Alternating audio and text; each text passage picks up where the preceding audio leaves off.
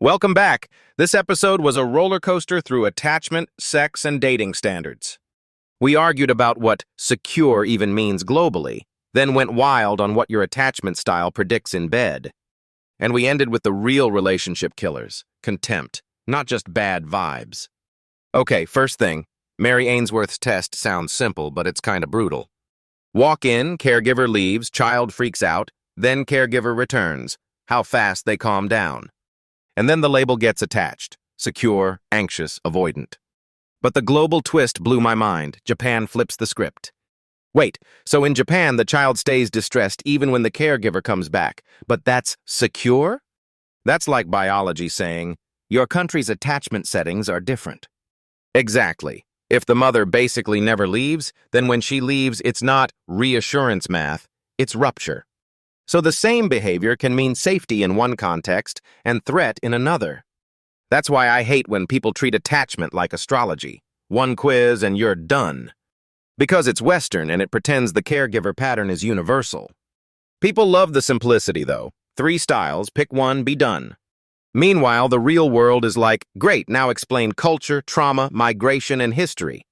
Speaking of history, attachment in adults obviously came from early bonding patterns, but it evolves, right? It's not destiny. It's a map of likely responses, and you can retrain behaviors. And then you dropped the sex research. This is where I was like, hold on, what? Orgasms tracked by attachment style in one-night stands and friends with benefits. The finding that avoidant people reported fewer orgasms in less emotionally intimate scenarios, wild. But it actually makes intuitive sense. If you're avoiding closeness, your body may not switch on without safety. Though I'd want to see how much is attachment versus just communication and effort in those interactions. True, because orgasms aren't some pure laboratory readout. There's booze, timing, partner skill, mood. But the bigger point is still useful. Your attachment affects how you experience emotional connection during sex. And you were like, avoidant prefers the transaction, which is painfully relatable for some people. I know someone who treats foreplay like it's a software update, unnecessary unless required by law. Meanwhile, anxious folks are out here building a whole emotional courtroom drama before the first kiss. That different sex languages metaphor clicked, though. Like mismatched needs create frustration, not just desire. If one person needs intimacy to feel aroused and the other treats intimacy as optional, you get 2 different nervous systems. But I also worry people will weaponize labels like, you're avoidant, so that's why you don't care. Yeah, and sometimes avoidant behavior can look cold when it's actually self-protection. You mentioned your own fantasies not being about talking or emotional connection. Why is that so central to you? Because fantasies are basically rehearsals from your life. Your body learns what feels like control or safety. That playground-to-bedroom translation is real. Bullying becomes power rituals later. And you were honest about the moment you judged it as sadistic, even though it might be trauma trying to regain agency. The real filter you mentioned was, does it harm anyone? Because different isn't automatically good, and kink isn't automatically broken. Consent is the adult language here. No label replaces that. I liked that you took it to ethics, not just psychology, behavior over identity. Also, the book's whole vibe was rare people are bad. Most people are just badly trained behaviors. And that connects to the relationship standards rant, those dating sites that reduce people to boxes. The whole example where filtering by marital status, race, height, obesity, income, and age produced a 0.046% chance. It's like speed-running loneliness with a spreadsheet. Exactly. Your preferences aren't wrong, but treating them like probabilities for happiness is insane. That's why the 5 fundamentals hit: emotional fitness, courageous vision, resilience, open-mindedness, compassionate support. And emotional stability via low neuroticism. Someone doesn't melt down when life hits. I've dated high-chemistry people who were basically emotional landmines. Your story about your wife driving 8 hours after your grandfather died. That's the proof of character moment. Not the resume, not the vibe, showing up consistently in a real low. And then there's the dating app critique. Nothing matches you on emotional fitness in 0.1 seconds. Right, because does their face look like Paul Brunson's isn't a predictor of conflict repair. Which is why the dark tetrad part mattered. Narcissism, psychopathy, Machiavellianism, sadism. Speed dating success being higher for narcissists and psychopaths makes sense if the skill is impression management plus lying. It's not charisma, it's targeting, like using a cup and tossing it after the drink. But you also pushed back on overusing narcissist as an insult. Most people aren't clinically diagnosed monsters. Still, clinically diagnosed ones are the danger tier, and the behavior over time matters most. I appreciated the cheating history isn't the only red flag nuance, though. Change is possible. And the sharper red flags were refusal to work on themselves. No effort, no therapy, no active listening. Then we went to the four horsemen: criticism, defensiveness, stonewalling, contempt. Contempt is the one that basically predicts breakup with terrifying accuracy. Because contempt is disrespect at a higher level, like "you're below me." And those 6-second micro moments, eye rolls, looking away, switching off, that's where it starts. Most relationships don't end from one fight. They end from hundreds of tiny fractures compounding, which makes conflict resolution the real lever, not the topic you fight about. So the episode's final challenge was basically, what keeps you stuck? And you said you overanalyze, feeling like an underdog, turning life into chess instead of flow. Chess exhaustion is real. One wrong move and you feel like you're failing the whole game. But checkers is like, relax, just play your move. This whole series taught me that growth is often less about finding the right person and more about building the right internal patterns. And keeping the relationship alive means effort never becomes optional. All right, wrapping it up. If you take one thing, let it be this. Your patterns are trainable, but contempt isn't. Thanks for riding with us for 3 episodes. Catch you next time, and go build something that actually lasts. Welcome back. This is the final episode, and we went deep on attachment, intimacy, and why effort beats excuses. We connected attachment styles to how people desire emotionally, plus how real filters prevent relationship collapse. Also, we briefly threatened to psychoanalyze people's bedroom preferences with research. Wait, the avoidant has fewer orgasms in casual sex claim is insane. Not because it's impossible, but because people make sex so transactional in their heads. Yeah, and transactional is basically avoidant coded anyway. I loved how you were like, I'm an avoidant and I don't even fantasize about talking. That was the moment it clicked. Fantasies aren't random. They're emotional history in costume. Like if someone was powerless at school and they want to be in control in bed, that's not quirky, it's learning.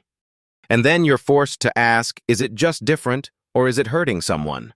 I'm still side-eyeing any research that reduces orgasm outcomes to one attachment label.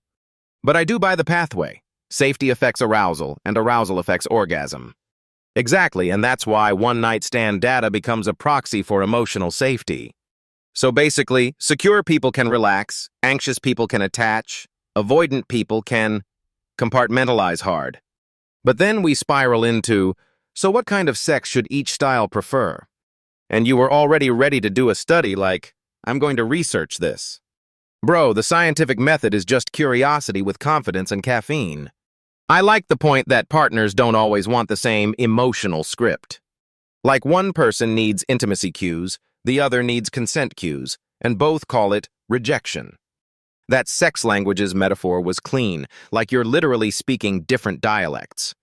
And couples keep arguing about grammar instead of asking, do you understand me?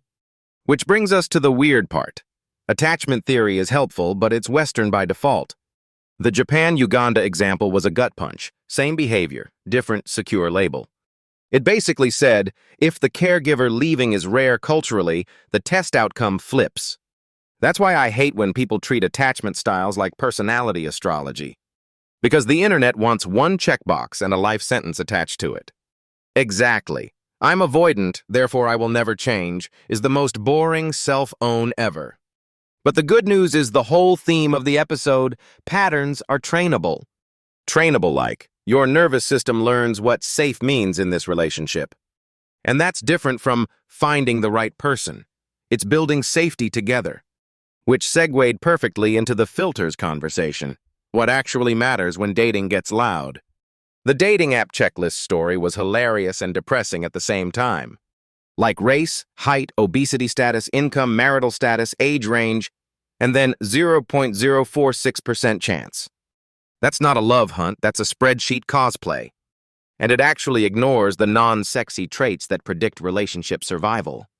Emotionally fit was the first one. And you kept stressing low neuroticism, emotional stability. That means when life hits hard, the person doesn't turn into a different species. They don't make grief about how hard it is for them and then vanish for 2 weeks. Then there was courageous vision, like on a path, not just passing time. Resiliently resourceful was another. Bounce back, reassemble your mosaic instead of collapsing. And open-minded curiosity, because curiosity creates the conditions for emotional intimacy to grow. Plus compassionate support, being there when you're knocked down, not just when you're winning. Dating apps basically refuse to measure any of that because it doesn't fit in a profile photo. But we still have to acknowledge attraction and goals matter too. Totally, physical attraction, shared relationship direction, and conflict resolution skills are the scaffolding. Without the scaffolding, chemistry turns into a wildfire with no exit plan. And then we went into the dark tetrad, how some people perform confidence while using you. Speed dating being dominated by narcissists and psychopaths is grimly poetic. Their success is often just effective persuasion, willingness to lie, willing to manipulate. And your point was key. Look at behavior over time, not vibes over brunch. Also, no effort is a red flag is one of those lines that should be tattooed on every dating app UI. That effort theme never left. Committed relationships show lower divorce rates because you've observed real character ups and downs. Then the episode ended on John Gottman's 4 horsemen: criticism, defensiveness, stonewalling, and contempt. Contempt is the one that feels like we're already done, even when couples think they're still negotiating. It's that eye roll, the look away, the you're beneath me microsignal. And that's why conflict resolution isn't optional. It prevents hundreds of tiny fractures from compounding. You made it sound like relationships are either adding layers of safety or peeling layers off in silence. And there is no stagnation. Either the marriage is growing or it's dying, no in between. Which is heavy but honest and honestly motivating. My last takeaway from your question: what keeps you stuck? You said you overanalyze because you feel like the underdog, and it turns chess into exhaustion. Overthinking can feel like preparation, but sometimes it's just fear wearing a suit. I loved that you wanted flow instead, less noise, more truthful presence.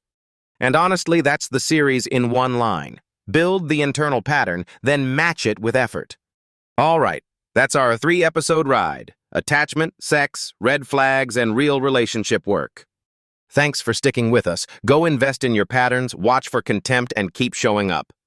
Catch you next time. Until then, build something that actually lasts. Welcome back! Final episode already, can you believe it? We tied attachment patterns to sex mismatches, then to the real relationship filters that prevent collapse. The way you went from anxious and avoidant to orgasm's wild pivot, bro. But honestly, it tracks. If emotional safety is off, the body follows the story. The Angola-Japan attachment example blew my brain a little, though, because in the West we label secure based on distress on separation. But in Japan, continued distress still counted as secure, because the caregiver pattern differs. That means our neat boxes are sometimes just cultural vibes, not universal truth. We're out here weaponizing a framework like it came with a global passport. And then everyone picks a type like it's a personality quiz. I'm avoidant, therefore I'm done. Right, like 3 categories solve life when humans are chaos in motion. Also, I still can't get over the avoidant orgasms in one-night stands data you mentioned. Why would avoidance reduce orgasm rates specifically in casual contexts? Because if you're avoiding emotional intimacy, you're also avoiding the psychological conditions that turn things on. So it's not sex performance, it's emotional architecture. But I want to push. Could it be methodology, self-report bias, context differences, stuff like that? Like, are they measuring attachment reliably and orgasm accurately, or is it vibes all the way down? Even if there's noise, the core idea still hits. Attachment style predicts comfort with closeness. And once closeness is the variable, couples suddenly understand bedroom conflict without insulting each other. That was the key. You can stop calling it "he's selfish" and see he's regulating intimacy. You said something that lingered. Your fantasies not involving talking or emotional connection. That was such a real admission, because a lot of people hide that part of themselves. And your example, being bullied, then needing power language later, man, that's a haunting link. The fact that the playground can write scripts your brain runs at 35 is terrifying and fascinating. Power is a pretty universal spice, apparently, whether it's schoolyard or bedroom. But then you asked the right question. Is it just different, or is it harmful? Because kink mismatch is one thing, but coercion and pain is a whole different universe. The moment you filter by, does it hurt anybody, you get clarity fast. That same clarity show up when you dunked on dating app filtering. Height, race, money, done. Like, how is 0.046% chance supposed to make you feel hopeful? It's basically a spreadsheet telling you to settle later with a worse attitude. And then you flipped to the actual 5 fundamentals: emotional fit, vision, resilience, open-mindedness, compassionate support. That list is annoying because it's harder to game than a face scan. Exactly. No one's writing low neuroticism into their Tinder profile, bro. Low neuroticism meaning the person stays themselves through highs and lows, right? You used your wife's support during grief and job loss as the proof, not theory. That's what I loved. Your evidence was lived, not just cited. And then the dark tetrad part. Speed dating narcissists and psychopaths being most successful. That line is brutal because it confirms what you feel in your gut sometimes. Charm can be weaponized. If someone's secure, they don't need to lie to win because they don't need the validation that badly. But a validation-hungry person can mistake attention for love real fast. I do want to be careful, though. People toss narcissist around like confetti. Clinical narcissism is different, and behavior over time is the real diagnostic. So when do you stop hoping and start protecting yourself? You said the deciding line is the effort. No effort is the red flag, not one messy moment. Cheating history isn't automatically a red flag. That sounds controversial at first. But you framed it right. Change is possible. Contempt and the dark tetrad aren't the same as past failure. I liked the blunt rule. Conflict patterns and inability to resolve them is the real poison. Because the Manchester United ballet question was really about truth under safety, right? If you can't resolve conflict, people hide truth to avoid explosions. And that means intimacy dies quietly. Then everyone's surprised they feel lonely. Then the 4 horsemen: criticism, defensiveness, stonewalling, and the big one, contempt. Contempt is basically we're not on the same level, and it predicts breakup with horrifying accuracy. Eye roll, look away. 6-second tells that a relationship is already bleeding out. And you said most breakups aren't one incident. They're hundreds of small injuries compounding. So to stop the compounding, you need conflict resolution as a lifestyle, not a therapy session once a year. Plus the bigger filter. Check your own light. Are you waking up content and on a path, or just checking boxes? That choice of partner is the most important decision framing. It landed hard. Coming from finance brain to relationship brain, you really flipped the priority stack. And then my favorite part of the closing, you left us with the stuck pattern question. What things am I doing that keep me stuck? That's the whole series, honestly.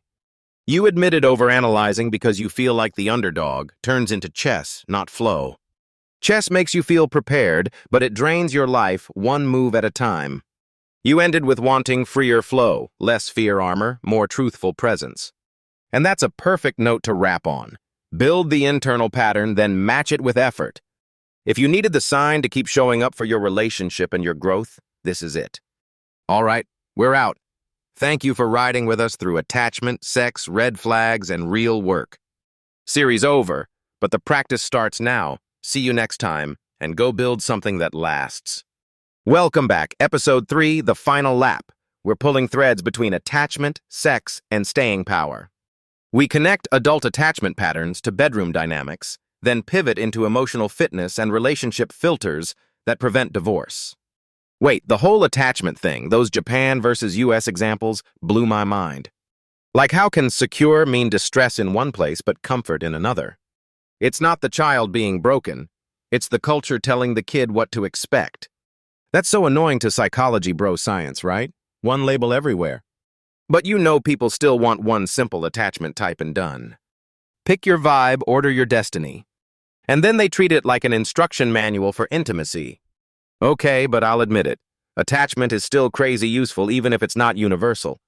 Because it explains why your body freaks out when the person disappears for a second. So when we talk avoidant, what's the real mechanism emotionally? For avoidant folks, it's like closeness equals threat, even when the other person is safe. And then you try to turn sex into a low-emotion transaction. Hold on, sex research by attachment style and orgasm frequency? That's wild.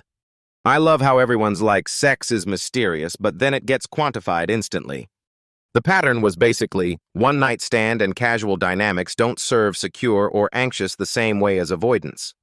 But I'm side-eyeing the causality. Like, is it attachment or is it what kinds of partners we end up choosing? Because avoidant might pick situations that let them detach, and then, of course, detaching blocks arousal. It's like saying water is wet while the lake is collapsing behind you. Still, the behavioral insight hits. Emotional intimacy is the input, pleasure is the output. And the avoidant vibe is no emotional upgrade required. Which makes me wonder, does avoidant crave different sex or just different rules? I think it's rules. Less talking, less vulnerability, more control. Like, let's skip the feelings, let's do the choreography. And then couples get confused because one person interprets that as rejection, not regulation. Yeah, they hear doesn't want to kiss me and translate it as you're not desirable. But it might be I'm scared, so I'm shutting down intimacy cues. So the fix isn't force him to be needy. It's building emotional safety gradually. Exactly, the lens changes everything. This is behavior, not a personality curse. Also, I'm still thinking about that comparison, Spanish versus French in the bedroom. One person wants emotional foreplay, another wants speed and clarity. But the bedroom translation also has a danger zone, right? Like coercion or harm isn't compatibility. Yes, if something is hurting someone, it's not just preference, it's a problem to address. Consent isn't a vibe, it's a baseline. And then the conversation goes deeper. Fantasies shaped by powerlessness, bullying, family history. That idea that playground experiences can become bedroom scripts, that's haunting. Because what you're aroused by can literally be your nervous system replaying an old survival strategy. So then it's not you weird, it's how did your body learn this works? Still, you can be like, that's sadistic adjacent, bro, and also be curious. Right. Filter the behavior, don't annihilate the person. Which brings us to the bigger filters for relationships, like the dating app filter everyone ignores. Emotional fitness.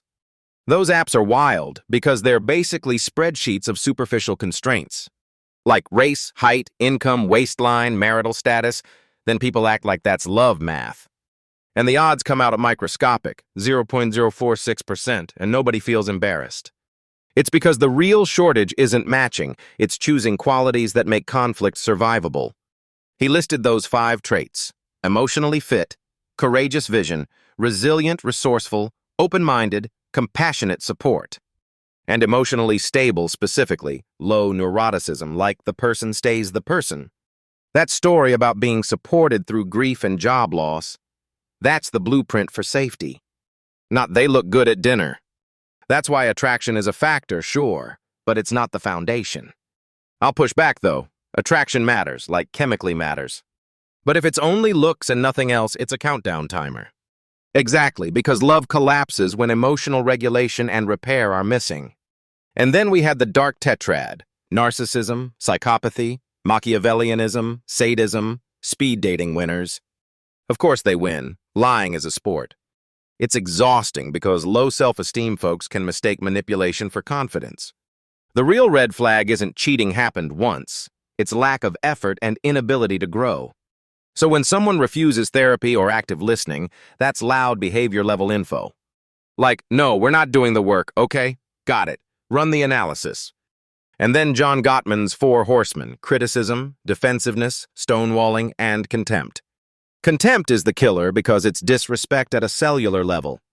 And contempt usually doesn't appear overnight. It grows from hundreds of tiny fractures. So people think it ended because of one event, but it's the accumulation. That makes conflict resolution the real relationship skill. before the topics even matter. Yeah, finance and infidelity get blamed, but repair capability is the hidden variable. And I love that the stuck question at the end tied it together. What keeps you from progressing? For me, it's that underdog overthinking.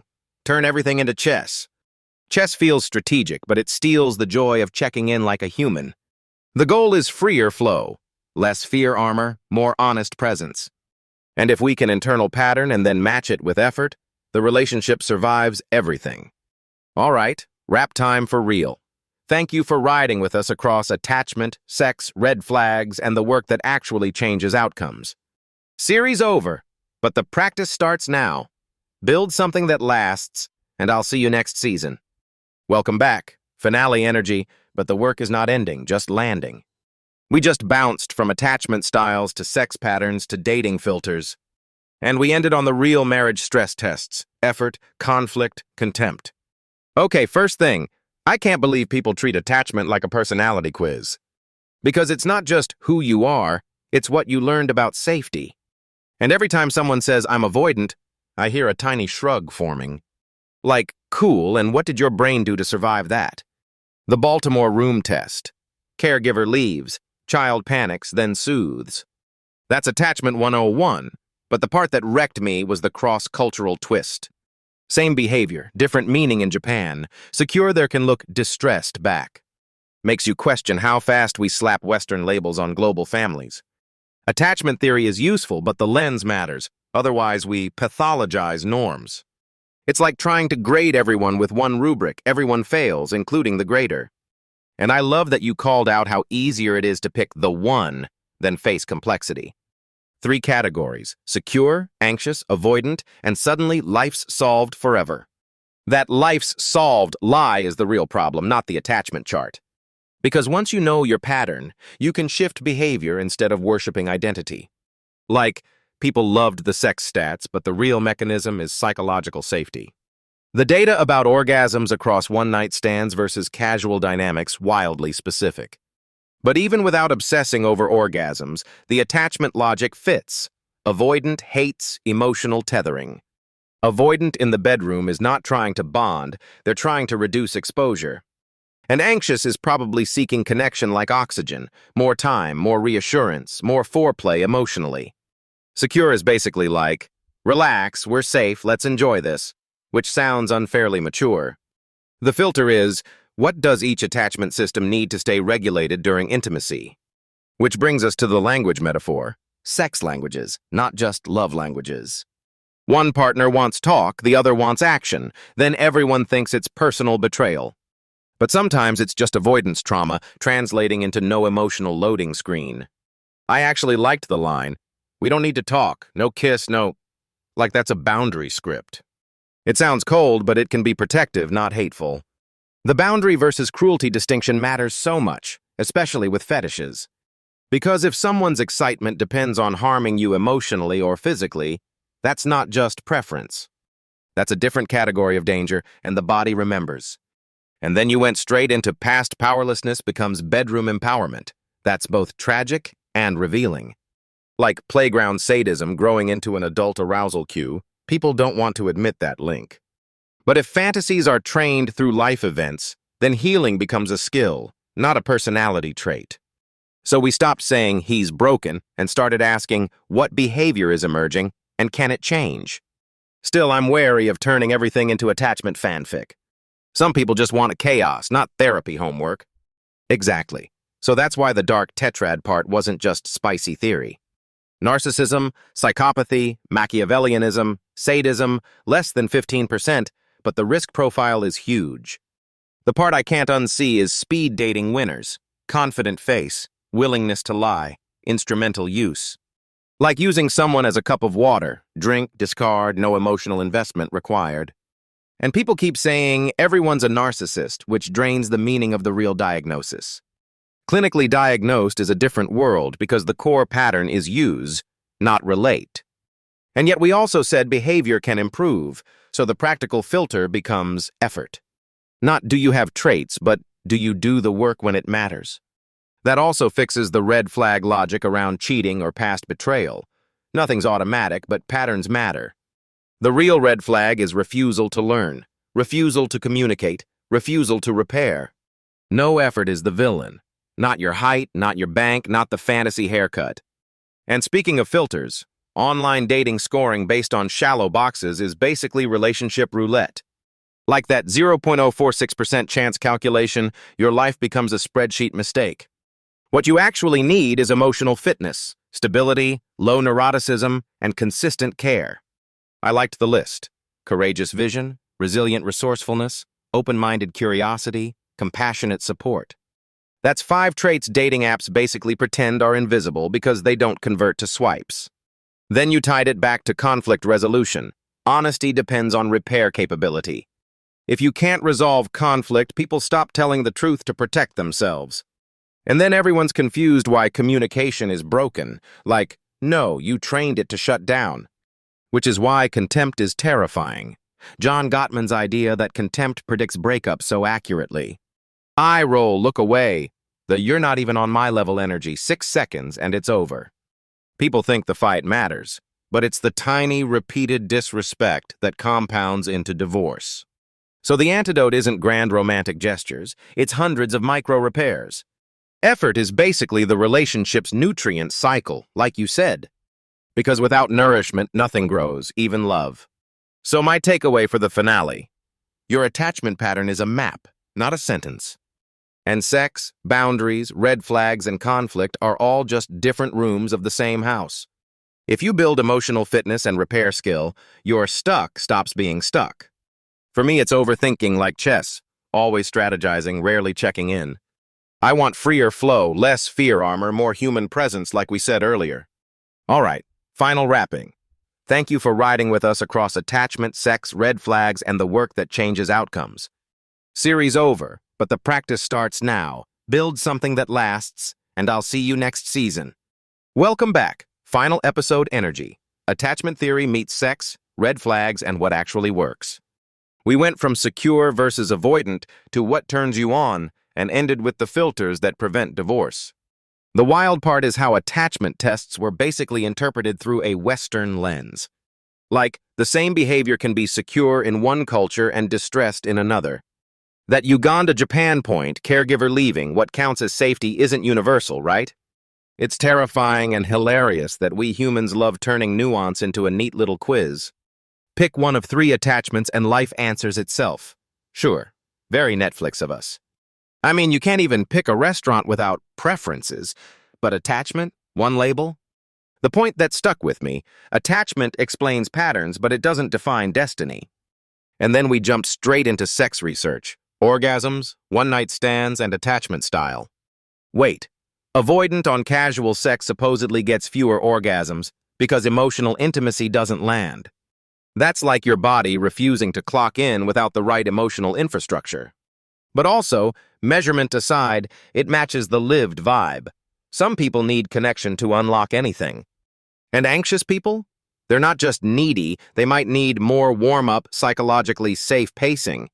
Meanwhile, avoidant is like, can we make this official? And also, can we keep feelings in airplane mode? Which is funny until you realize couples interpret that as rejection, not regulation. That's where the real filter is, seeing their pattern as a preference or wound, not a personal attack. Because fantasies themselves, are they desire or are they trauma translated into something arousing? I love the example about someone needing empowerment because school made them feel powerless. You're saying the playground becomes the blueprint, and the bedroom just hires the blueprint to do work. It makes you look at weird kinks and go, okay, what story is the body trying to finish? But then we hit the line. Is it consensual weird or is it sadistic harm in a nicer outfit? Exactly. The harm filter matters more than moral panic labels. That's why the different sex languages metaphor is useful. Mismatch isn't evil, it's translation failure. Like Spanish and French in the bedroom. If you don't learn mutual language, you just accuse each other. And you start collecting resentments, which is basically affection turned into evidence folders. People don't even realize they're building a lawsuit against each other, 6 seconds at a time. Speaking of 6 seconds, John Gottman's 4 horsemen were a gut punch. Criticism, defensiveness, stonewalling, contempt. Contempt is the one that sounds like, I'm smarter than you, I'm above you. I'm not even negotiating. And the scary claim was 99% likelihood of breakup if contempt shows up like that. I always want nuance there, because context matters, but the core emotional meaning is real. So what starts contempt? Like, where's the seed that becomes the root? Often it's repeated mismatch. Values diverge, conflict never resolves, kindness dries up. And that ties back to the effort thing. 80% of relationships get worse because nourishment stops. Like, people think love is a stable energy bar, not a plant that needs water and sunlight.